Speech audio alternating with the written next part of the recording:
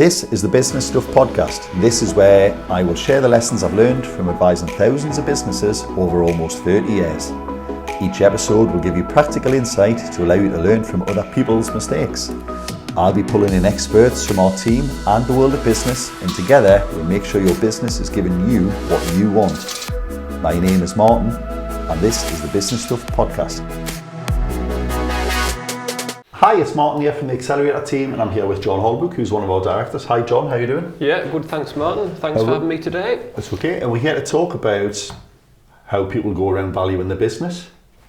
Quite a simple headline, yes, but quite a complex topic. Yeah. First of all, John, just give us a little bit about yourself. Well, John Holbrook, been director at Robson Laidler for a number of years now, and I get heavily involved in a lot of business and share valuations for a number of our clients for a variety of reasons. I mean, that's only part of what I do, but very interesting subject and obviously very important if you happen to be looking to buy or sell. Yeah, so, and we're going to come on to why. I mean, the first thing we're going to talk about is why you might need a valuation. But you said an interesting topic, and I know some professionals will look and go, "Are you sure there's an exciting or an interesting part of accountancy?" But I suppose it depends on why you're getting the valuation. It might be for something like a really good thing, or it could be because you're in you're doing something pretty poor as well. So is it worth just covering off why people might want to know what their business is worth? Should we start there? Yeah, definitely. So why might you want a valuation? Well, if you're looking at buying or selling, you probably really need to get some comfort that that the numbers are going to be appropriate. Yeah. So that's really important. That's a bit like you would get a surveyor to check the house over that you're going to buy. You don't spend a couple of $100,000 on a house without getting someone to lift the loft hatch and have a look, don't you? Yeah, definitely. And if someone's selling the business that they've built up over 20, 30 years, it probably will be by far and away the single biggest transaction financially that they do in their lifetime. So really need to get the comfort that they're getting fair value. So on the seller, the seller needs to make sure that they're not getting overexcited on valuation, but also they're not selling themselves short. Yeah, definitely. And obviously a buyer will always need comfort that that they're not paying off the odds. Yeah.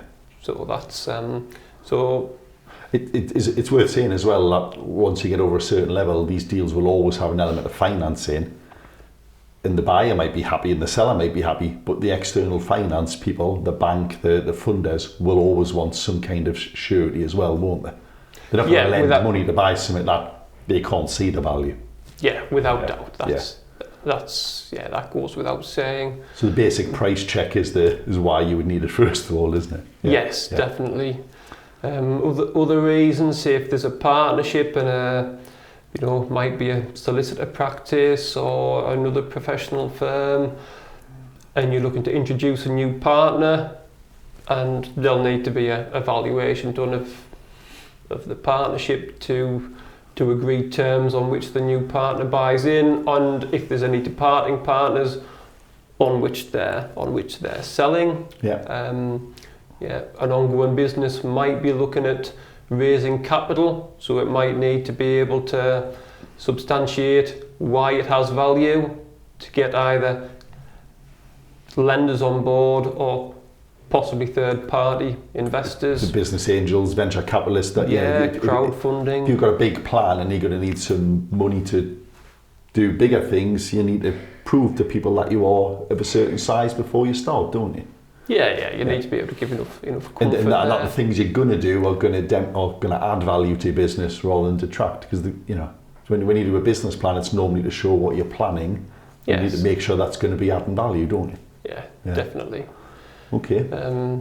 Some of the less positive reasons why you might need a valuation on death. You'll often need a valuation for probate or for IHT purposes. If you're unlucky enough to be getting divorced, then the chances are there'll need to be some agreement on a value of business assets. I would imagine they can get quite contentious. Where one person says that business is worth a fortune, and the other one's going, it really isn't. Oh, definitely, yes. On a divorce, it's really easy to fall out and prolong the agony for everyone. Yeah.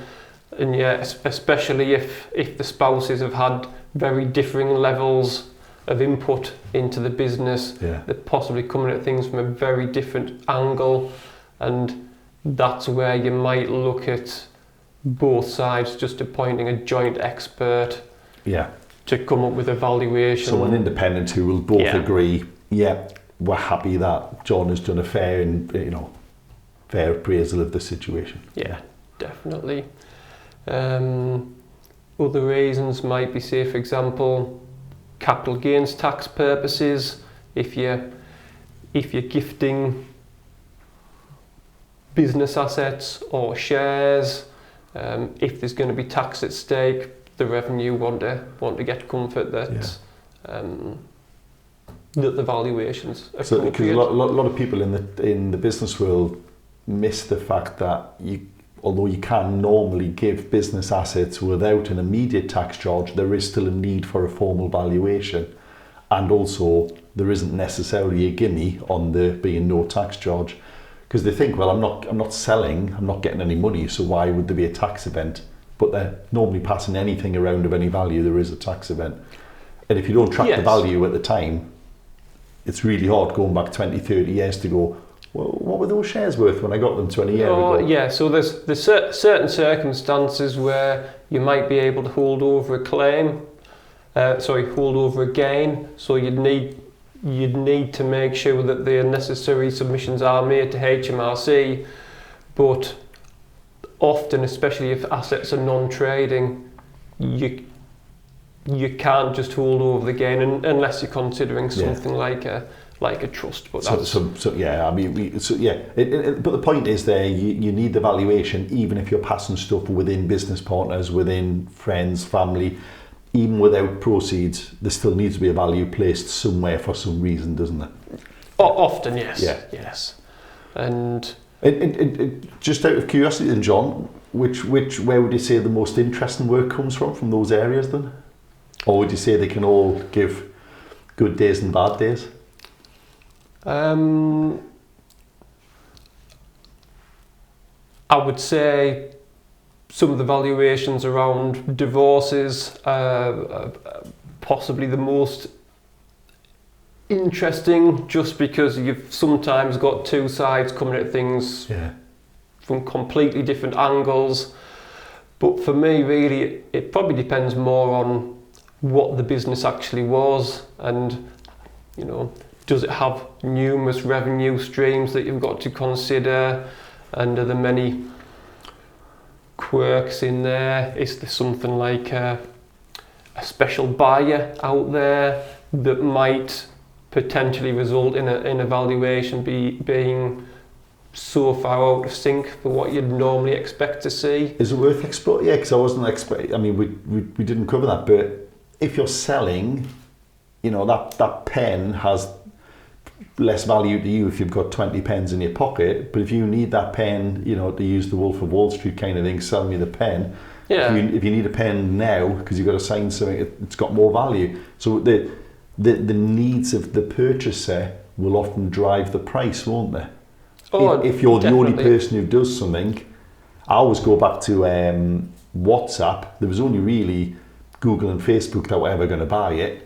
Yeah. So there's only two potential buyers, but it went for billions because it was the only thing that did it, and there was two really wealthy buyers who had to have it. Yes. Most businesses aren't that lucky, but it does happen more than you think, doesn't it? Oh, definitely. We've seen a number of our clients, fairly small businesses, where they've managed to get really good deals on disposal just because someone in their sector really wants that type of business.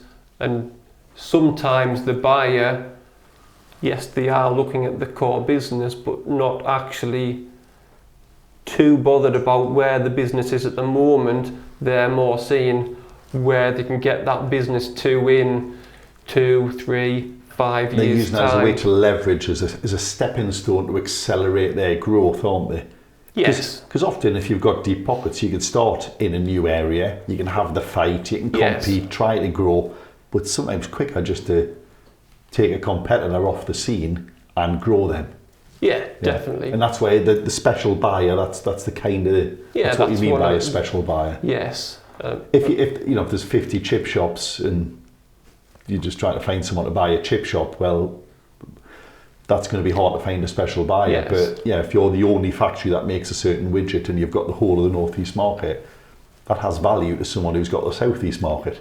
Yeah, definitely. And I guess a special buyer might also be in a slightly different sector, but they might see the customer list that you have. So I might think, well, if I can get into your customers and sell them the services I'm selling, And I can quadruple my turnover. Yeah. So if you sell roof trusses and I sell tiles, our existing customer bases will likely be buying both services, but not from us at the moment. Does that make sense? Yeah. Yeah. So I can sell your customers my tiles, and you can sell my customers your roof trusses. You're not looking for new customers. You're just upselling that's the easier sale. So again, it's not necessarily that they want to expand the same service. It could be a complementary thing. Yeah. That's a really good point. Actually, not that I've never thought about that, but I didn't think about that. Yes. Yeah. Okay. And I guess a lot of businesses now are operated through limited companies. So if shares are changing hands, then often evaluations needed. Again, might be for tax purposes. The articles or a shareholders agreement might stipulate that evaluations needed, or there might be a dispute between the shareholders. Dispute, the good old dispute. Yes. I suppose it's worth saying there, shareholder agreement. A lot of companies don't have them. I always think it's a good idea to have a shareholders agreement, even if you just say in there, if we fall out, we'll get an independent valuation. Yes. That is missing from so many businesses, and again, unfortunately, should be in there a lot more than it is, I think. Yeah, I mean, sorry, go on. I'm just going to say,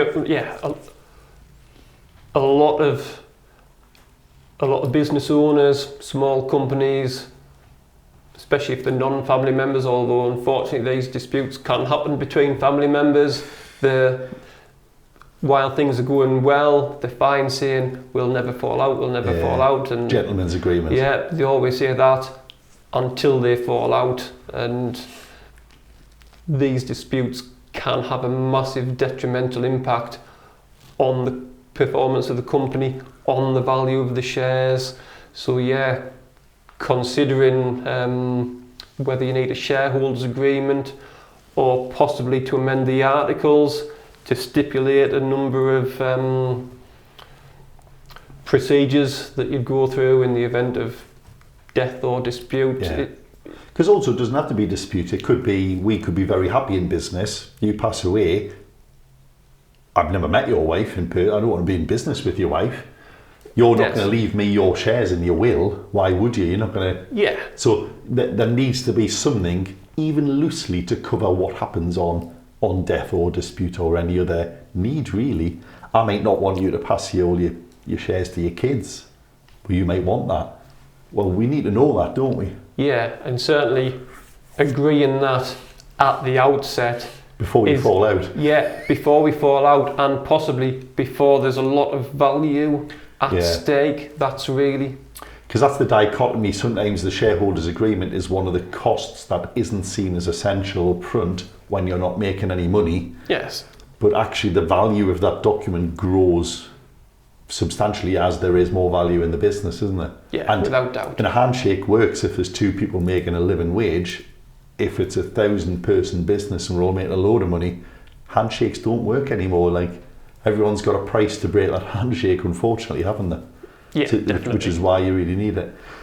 John, we've talked about why then. What's the basis on which you would start a valuation? I mean, because it probably depends on what you're trying to achieve and what you're doing, but... Yeah, I mean, quite quite varied. You're generally looking for a market value, and that would normally be between a willing buyer and a willing seller. What price should you arrive at? For a normal trading business, you're often looking at maintainable earnings. So that would be probably be looking at some sort of a multiple of adjusted EBITDA. EBITDA is earnings before interest, taxation, depreciation and amortization. So if you'd get a figure around that, and looking at surplus cash, less debt, if it's valuing shares. Why do we normalise that then? Is that just to take out any exceptional things that might happen in a year, or because to some degrees amortization is or depreciation is the write-off of assets. You can't just say I'm not going to write anything off to make my profit look big to get a sale. A valuation would wash all of those so on flaws out, wouldn't they? They'd just say, well, look, you're going to make 100 grand a year if you buy this. You need to know that, don't you? So if you were buying on if you were looking at maintainable earnings and you're buying shares which encompass all of the assets of the company, then as long as you have enough fixed assets to actually operate the company, if the purchase price is including those fixed assets, then you're not really interested in the paper write-off of the depreciation. The surplus cash and the debt adjustments, this is where unfortunately we do see a number of business owners agreeing on a handshake what a deal price is going to be, but without actually giving proper thought to the structure. Because if you've got a company, is the company agreeing to sell its trade, or are the shareholders agreeing to sell the shares? Because if it's the latter, then the buyer will acquire all of the cash the company has and all of the debt. And unfortunately, we often see deals done where possibly both sides don't actually agree what they've notionally agreed to. Because you might say, well, I'll buy your company or your business, and they're not being specific enough about what they mean by business. But I could say, I'll buy your business for £1 million because you make 300 grand a year, and we think that's a reasonable. Right, okay then. But you're sitting there and you're thinking, but I've got £2 million in the bank. I'm not going to give you that for £1 million. Well, it's too late, especially if you sign heads of terms. Oh, yes. So, well, no, that's the company's money, and I've just agreed to buy the company for £1 million. Now, that's a silly example, but that's the kind of thing that does unfortunately catch a lot of people out. Or you go, well, I'll give you £1 million. Oh, but you owe the inland revenue £1 million. Well, I'm not going to.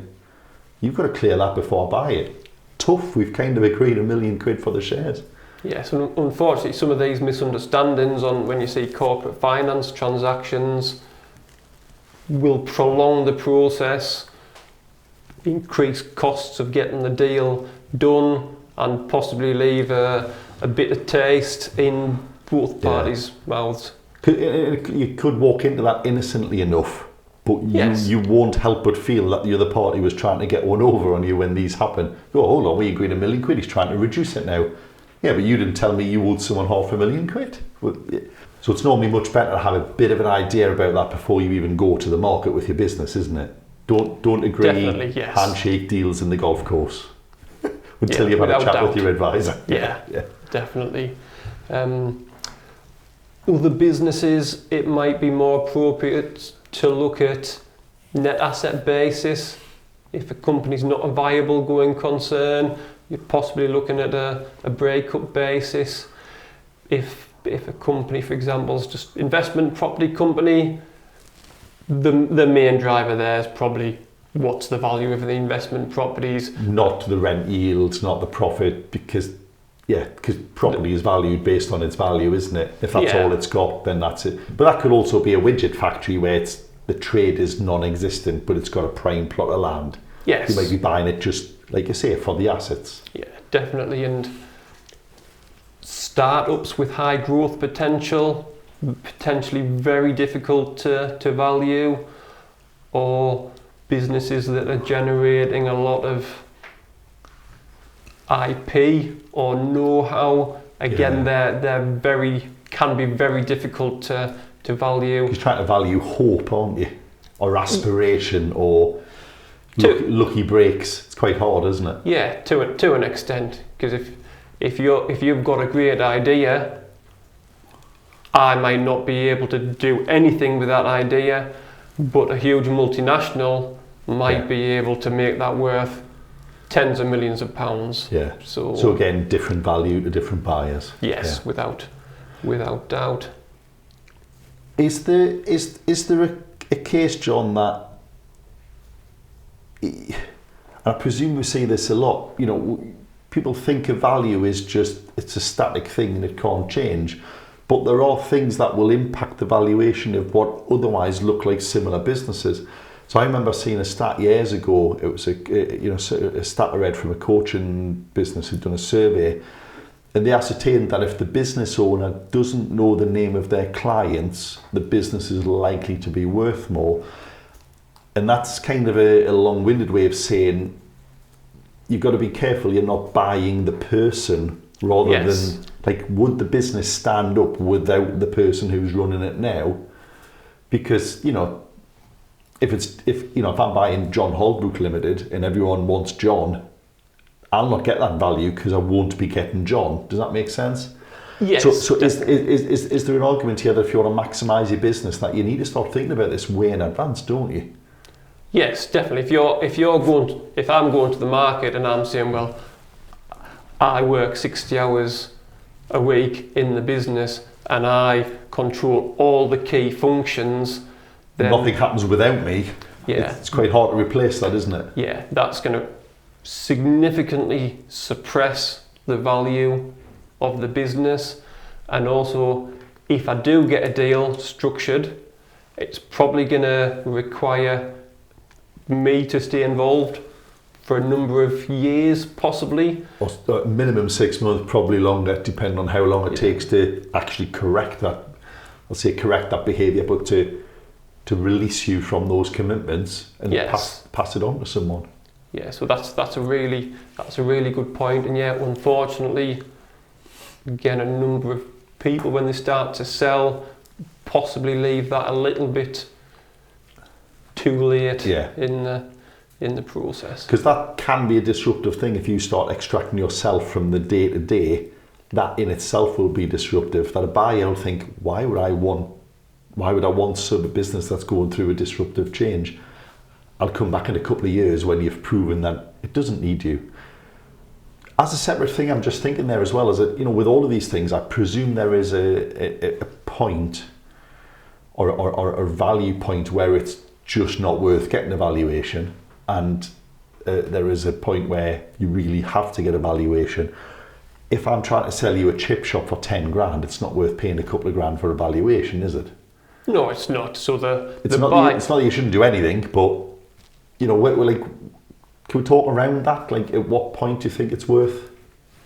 Yeah, that's a really good question. That's why I've got my own podcast, John. It's, you know, ask the tough question. Yeah, never doubted it. Yeah, I mean, let's say on a 10 grand transaction, you're not going to want to pay £3,000 or £4,000 for a valuation, unless you had massive reservations. But if you had massive reservations, why? Just don't do it. Yeah, just don't do it. I mean, as professionals, we're always likely to say, to get the maximum comfort, you do need to, you know, you should get some sort of valuation. But I guess from a buyer's point of view, if they've done whatever sense checks they can, that they know what they're buying and they can afford to lose that money, you know, but buyer beware. Yeah, but if you're buying a tiny business and you know the sector, there's a chance that you can actually get enough comfort off doing your own. If you know this, yeah. So if you've got 10 chip shops already and you're buying the 11th, you know the sector, you know what you're looking for in the books, you get a feel for the profit ratios. That's it. But if you're going into a sector for the first time, yeah, and that 10 grand might be the biggest thing you've spent so far, apart from your house, then you should at least get someone to help who knows business to it, even if you just cast your eye over the previous submissions. Because realistically, you're not going to be able to give anyone categorical assurances, are you? At best, you're going to be able to cast your eye. Yeah. At some level, that's all you're going to get, an eye cast, isn't it? Yeah, unfortunately, on those really small level transactions, there's probably going to be no due diligence or minimal due diligence done, and any purchase agreement is likely to be fairly minimal, if it even exists. If not typed up yourself, which I'm not recommending, but a lot of that does happen, doesn't it? Yeah, so it is difficult on the really small transactions to get the amount of legal protection that you might otherwise be able to get. So I would say on that point to the buyer, it's buyer beware. Yeah. And I presume on the other side though, once you're spending 50 or 100 grand, a couple of grand might be the best money you've ever spent. Yeah, definitely. Because you might go, it's only 50 grand, why would I spend 5 grand? Yeah, but that 50 grand you're buying a business that is purporting to have a couple of million quid turnover and a bunch of assets. Do you want to know if that even remotely stacks up, or what possible liabilities you're walking into, what debts it's got? You need to put some work into that, don't you? Yeah, definitely. I mean, that's really that would be outside of the scope largely of the business valuation, and you're probably getting more into the due diligence, and if there's a business purchase agreement or a share purchase agreement, if you're the buyer, you'd be looking at a lot of warranties and covenants potentially to protect your position in case the seller isn't quite selling what they've led you to believe. In case they've blagged you slightly, perhaps. Possibly, yes. Yeah. Which is where you certainly need a proper binding legal agreement that says things like, if you do happen to owe the revenue 100 grand more than you told me you owe, you're paying the 100 grand, not me. Yeah, definitely. Yeah. So for most people though, they'll see that all as one thing, and you're right, technically the valuation isn't the same as the due diligence, but they do go hand in hand, don't they? Well, there's some crossover. If you agree on the basis of a valuation, it's really the share purchase agreement, if it's a share sale, that will then look to give the buyer the comfort to tie in around those values. And the clarity on what exactly is included and isn't. Yes. Yeah. Okay then. Sorry for derailing that there. No. It felt like a natural direction to go. What do we do next? And tax is something you've written on there. It's anything where you're moving things around of a capital nature, but selling shares, goodwill, all of those things, assets. There's normally a transactional tax involved, isn't there? And it's normally a capital tax, capital gains, inheritance, but also there can be revenue taxes. You can actually pay income tax on shares. Oh, yes. So is it worth covering tax a little bit then? Yeah, definitely. I mean, see, if you've got a small company and you want to give some of your employees a small number of shares to help incentivise them, there's tax consequences there. You start looking at employment-related securities legislation, which can be quite onerous just to go through the paperwork with the revenue. Even if there's negligible amount of tax involved, you've got possibly EMI tax schemes that you might want to consider to lessen the tax burden. So all of these things are, but Dave's great, we're going to give him a couple of percent. And it seems easy, and you go, well, they're not worth much surely, but the revenue won't just take your word for that. They'll want to know what the value of those shares are that Dave's just got, because they'll want to tax him on the value of the shares, won't they? Yeah, definitely. And then EMI, Enterprise Management Incentive, is a way where you can kind of go, well, how about we only give Dave shares if he helps us double the size of the business? So you can set goals and objectives, and you need valuations for all of these stages Yes. Because HMRC will want to see that the value you're putting in at the start and the value coming out at the end is ascertainable and within the confines of their schemes, won't they? So we often see people that go, oh yeah, I'm giving Dave 3%. When do you want to do that? Oh, I've done it. Oh, you've done it. Right? Well, you've now got a 100 grand business, but you need a valuation. You've just volunteered for a couple of grand's worth of fees that you didn't have to do. And yeah, as always, just speak to your advisors before you do anything like that, is what I would say. It doesn't have to be us. Speak to your advisor and just make sure. Yeah, definitely. Because again, on really, if you're granting some shares of really negligible value, even if you know the value, just going through the paperwork with HMRC is quite a chore for a very small. Might be enough to put you off. Yes. Make you wish you hadn't done it. Yeah. Yeah, just give Dave a bonus. Yeah. Yeah, at least you know how it works. Yes. Nice and simple. I mean, I guess if we were selling, if I was selling you some shares and we agree a value, there's stamp duty to consider, which has a cost. Again, disposing of selling shares, you've got capital gains tax. Might depend on how a deal's structured as to when that's paid and at what rates. Inheritance tax at 40% if there's no reliefs.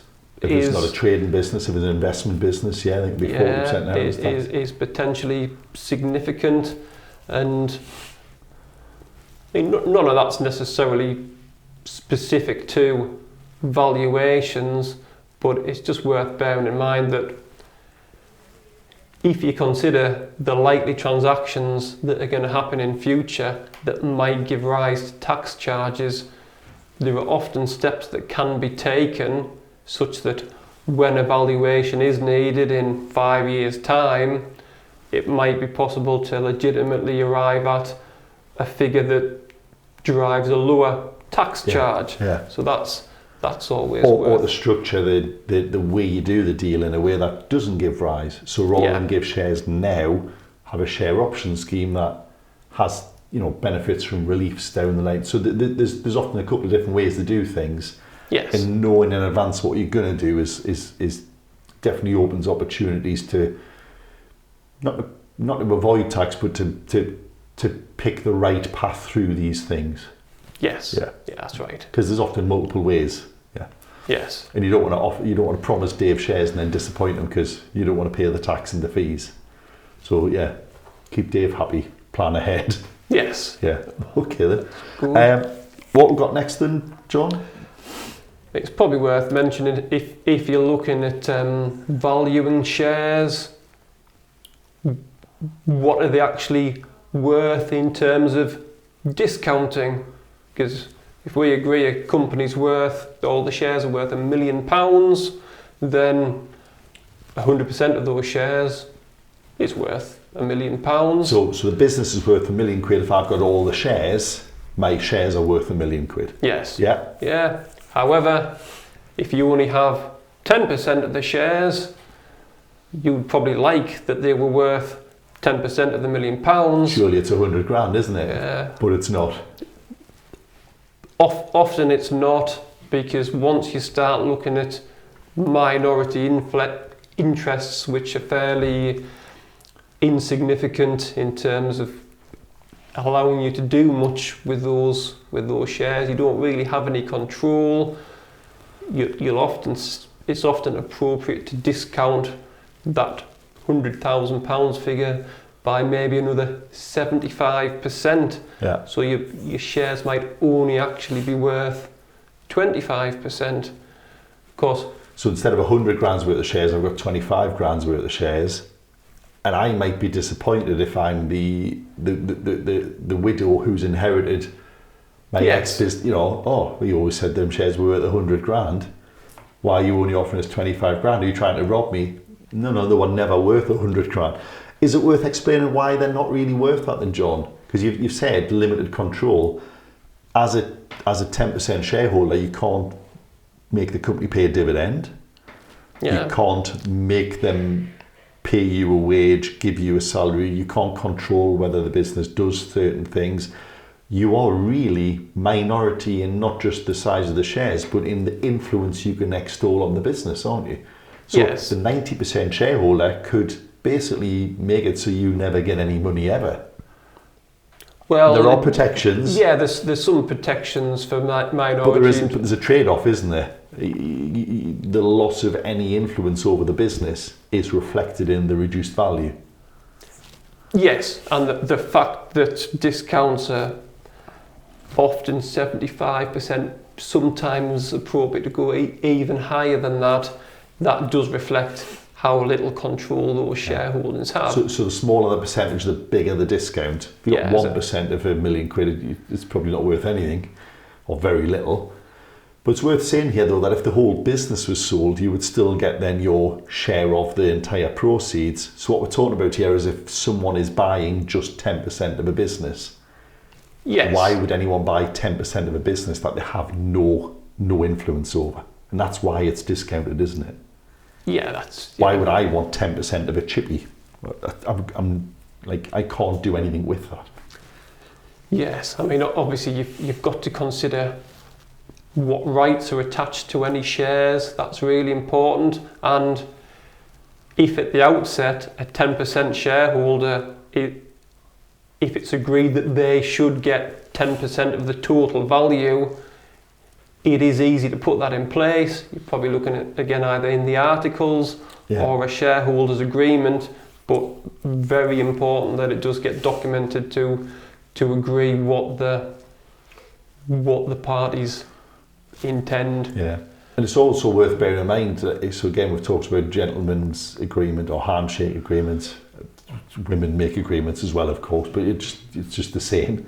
But you know, it's all right to say, well, we've done it on handshake, but often those two parties aren't the people that have the future discussions. Yes. It might be the new buyer of the 90% who has no loyalty, or they don't care at all about the 10%. They actually see them as a distraction now. So, you know, it's not necessarily the founders or the original parties that have these fallouts, is it? Which again is why you need to make sure that if you're the 90% and I always want you to get that full 100 grand, well, let's just document that then. Yes, you know. And if it is an external sale, if you're the majority shareholder, you probably want to make sure that minor shareholders can't block any sale. Yeah. So that's when you'd start looking at drag along and tag along rights on, you know, if there was to be a sale of the whole business.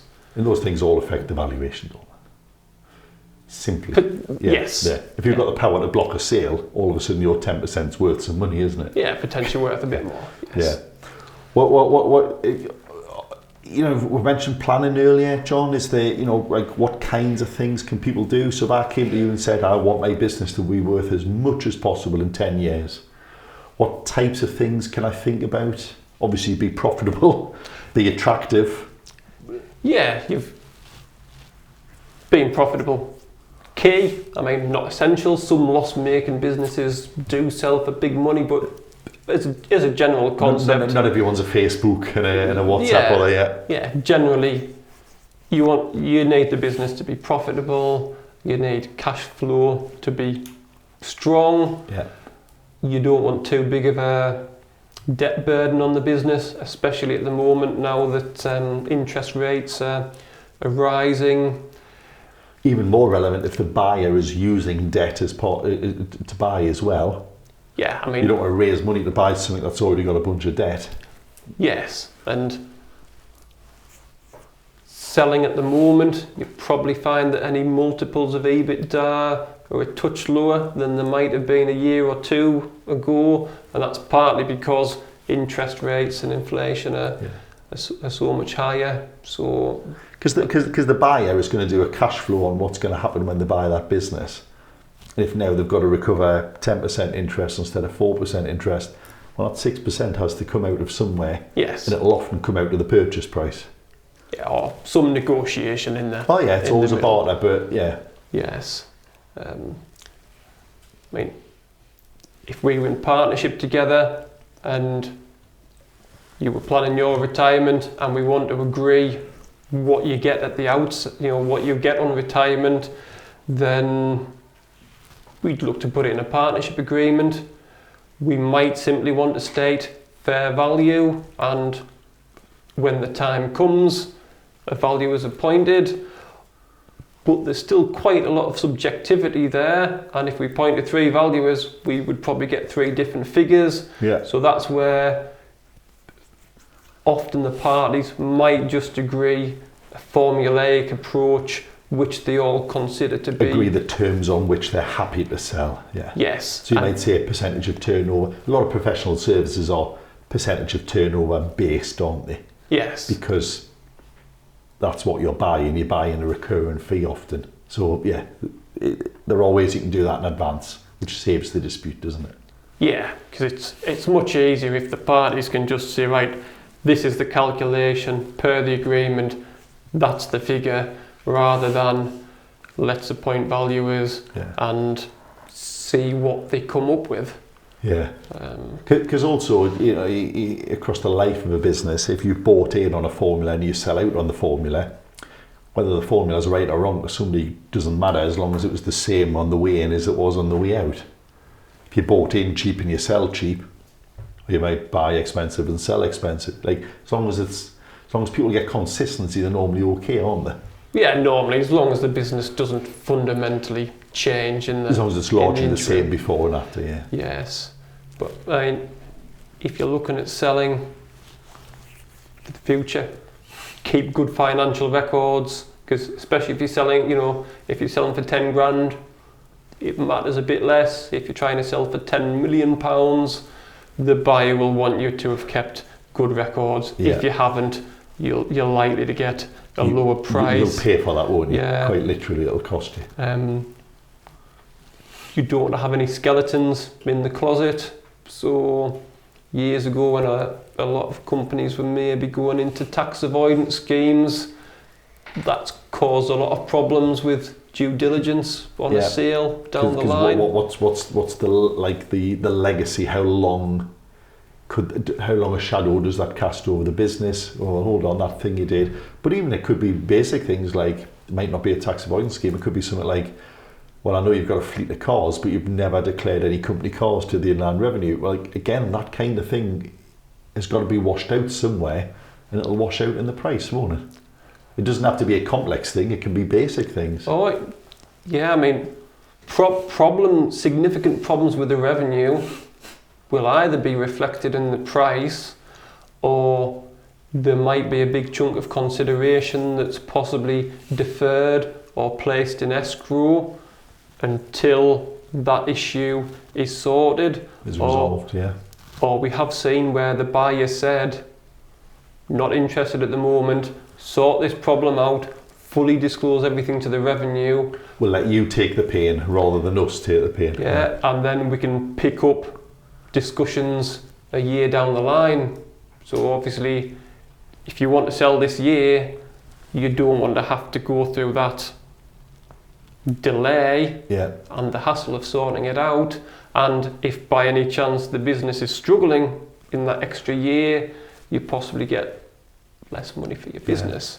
There's also a fairly basic principle here, which actually came out during the COVID for things like the self-employed income support schemes. There was businesses online saying, I can't believe I'm only getting 800 quid for the quarter. What an absolute joke. It's like, yeah, but it's based on your declared earnings. If you've been under declaring your earnings for years, you can't now want to sell a business based on your actual, like... If there is any undeclared income, that just needs to be normalised with the revenue as soon as... Why would a buyer buy that? Why would you say, well, I believe you that you've been pocketing loads of cash, and also I'm comfortable that that will never bite the business? And like, well, that's just too much to ask for a lot of people, isn't it? You're never going to get that. Yeah, definitely. I mean, the seller's at risk. If the buyer becomes aware they're at risk, professional advisors have some legal obligations around those areas. So if there are any problems there with the revenue, they just need to get fully disclosed and rectified as soon as possible. Is it worth saying on the seller side as well, John, that you shouldn't just accept everything as a possible warranty? Because if you had a thing that said if there's any issues come up with the revenue, then we're going to reduce the purchase price. What you don't want is a buyer who's then actively trying to find ways to throw you under the bus to reduce the purchase price. So you don't want to just say anything that happens at all, I'll pay for it forever. Yes. There needs to be a balance on what is realistic and reasonable to actually have a clawback on your consideration, isn't it? Yeah, obviously agreeing the date up to which the seller is possibly liable is important. So that would, ordinarily be completion. That's normally agreed as being pretty standard. Because you can't control what happens after you've sold the business. You can't control any events after. And as a seller, you shouldn't really be liable for if the revenue changes a tax law next year that affects something from 5 years ago. You probably only should really be liable for the tax laws that were in place under your tenure. But there's often a lot of, especially on a big transaction, quite a bit of discussion around where those warranties and covenants actually fall and what's reasonable. That's largely the key thing. What's reasonable? Because again, although that's a separate part to the valuation, it is the basis on which your valuation is agreed, isn't it? If it's a 10 grand deal with no tuggy backs, no comebacks, that might be fine. But you kind of get away with that once you start putting decent money on the table, can you? So you like it will, if you say, well, I want to be able to reclaw anything that ever happens, and if I lose any clients or customers, I'm going to knock back. I want to claw back some money. Hold on, when I need more money, then there is a proper barter that needs to be done. Yes, definitely, because normally a formal valuation will look at fair value. But if a buyer's then coming along and saying, well, we want loads of clawbacks in place, well, actually, the starting point should then probably be higher on a valuation. Want me to take more risk on that, I want more reward for taking on that risk, and vice versa. Okay, definitely. We're possibly getting off track there a little bit. Sorry, John. Are there any other points that we haven't covered that you think are worth throwing into the mix then, just for the last couple of minutes? Well, I guess on business valuations, there's often some very subjective points to factor in. If there's some provisions or material provisions that have been made in the accounts, or the value of stock's very difficult to ascertain. Have you got a potential claim against the business that's either going to be nothing or £1 million? So what's that then? Well, I'm buying the factory and I've got 300 grand's worth of stock in the corner, materials. Well, how do you value something where it's a rapidly moving market price? Is that what you mean? Or well, possibly if you've got slow moving stock. If that stuff's been there for 20 years, it's not worth 300 grand. If a seller says that's worth 300,000, but the buyer's concerned that they might never use any of it. So that's just for a valuation. That can be difficult to deal with. If you're selling, obviously the buyer and seller just need to agree how that's going to be. Because it's all part of a barter, isn't it? It is ultimately a barter. It's what the buyer wants to pay as little as possible, the seller wants as much as possible. And you should never forget that. The seller is always trying to say that stock's worth full value. The buyer will always try and say it's not worth as much. You've got to go in eyes open with that, haven't you? Yes, definitely.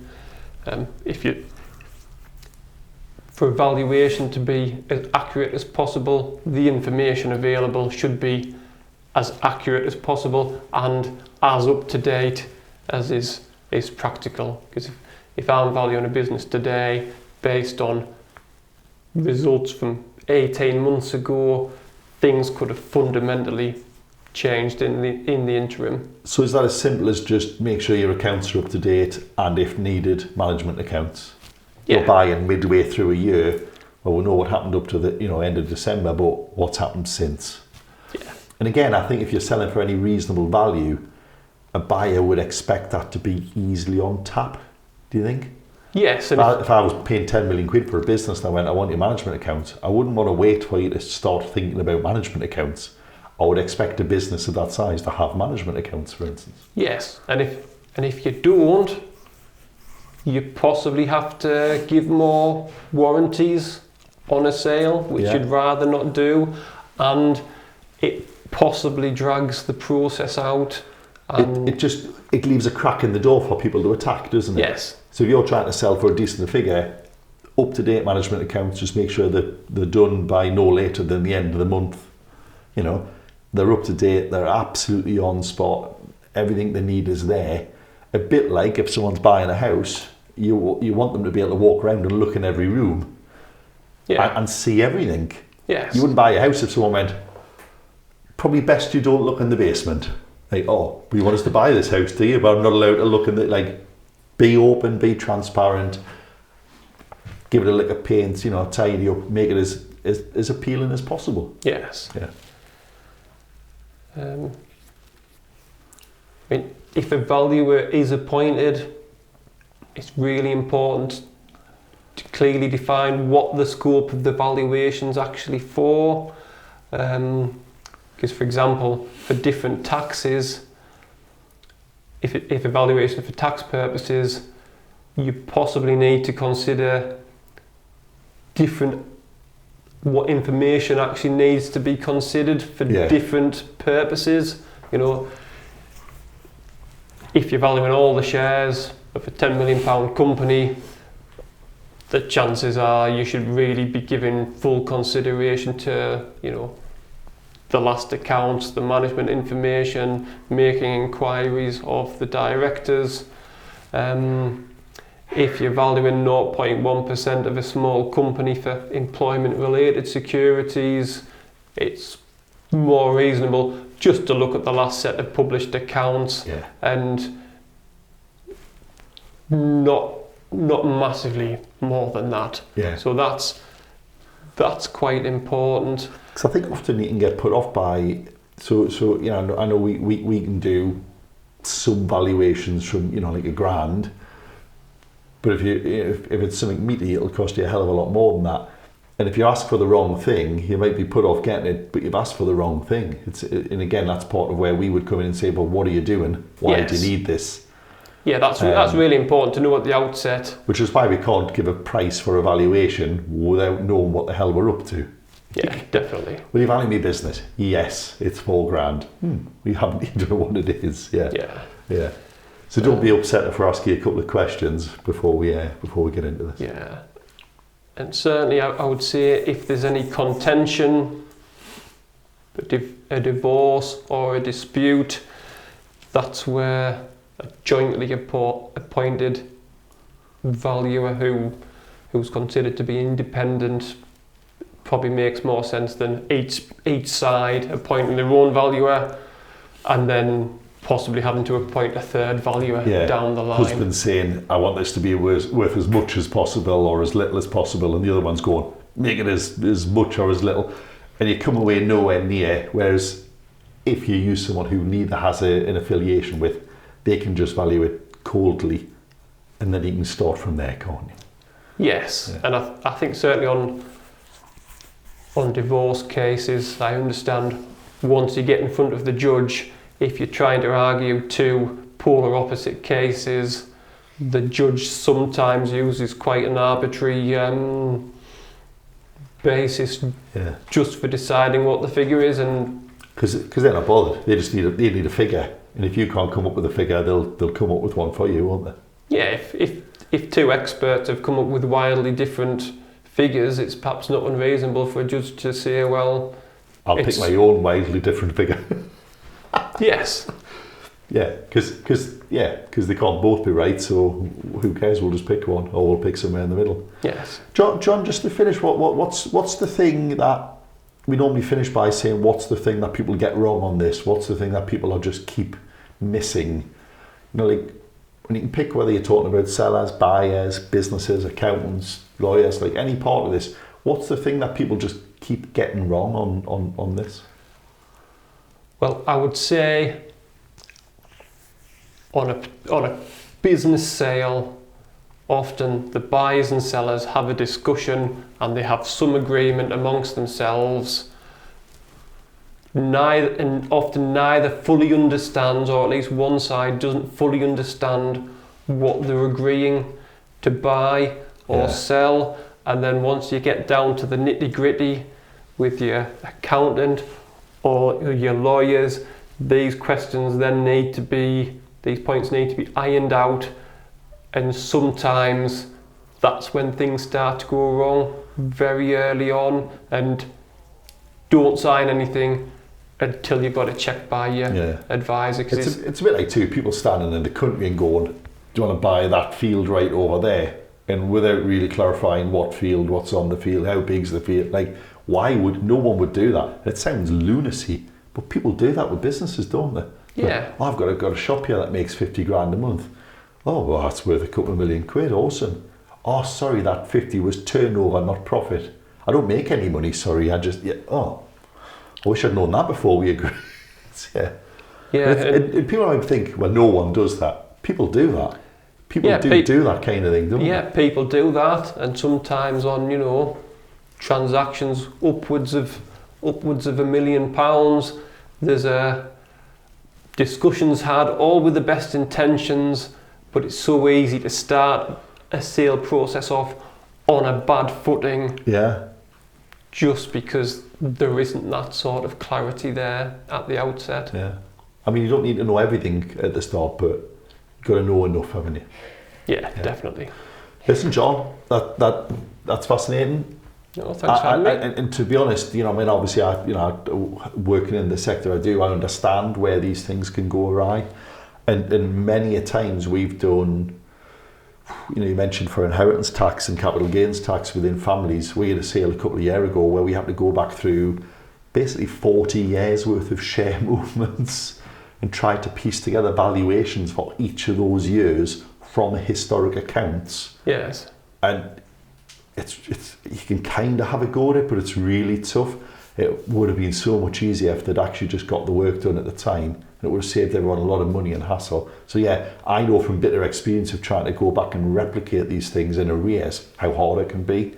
It's definitely much better to get it done live while you're there. Yeah, without doubt. 100%, yeah, because trying to, most people have said, give us a copy of your accounts from 1987. You might not even have a copy of the accounts. Never mind enough information to do a proper valuation because you've moved some shares around the family or something. So you really got to make sure you're getting this right as you go. Yeah, and certainly after a death, that's the last thing the family wants to have to deal with. is to have a big, big meaty tax inquiry into all of their share movements over the years. Yeah. John, thanks very much. Sure. Thank you. As always, we hope that was of interest. If you're thinking about buying or selling, there's plenty to pick out there. I suppose the takeaway is speak to someone who knows how business valuation works. And that might not be the broker who's trying to sell you the business. A bit like you wouldn't trust the estate agent that the valuation they've done is right. Speak to someone who you know's got the right skill set. Doesn't have to be us, but speak to someone to make sure you're getting the right advice. As always, we appreciate your feedback and comments. Let us know below what you thought. Don't forget to hit subscribe and hit the bell so you find out every time we bring a new episode out. Thanks very much. That's Martin. This was John. Thanks. Bye.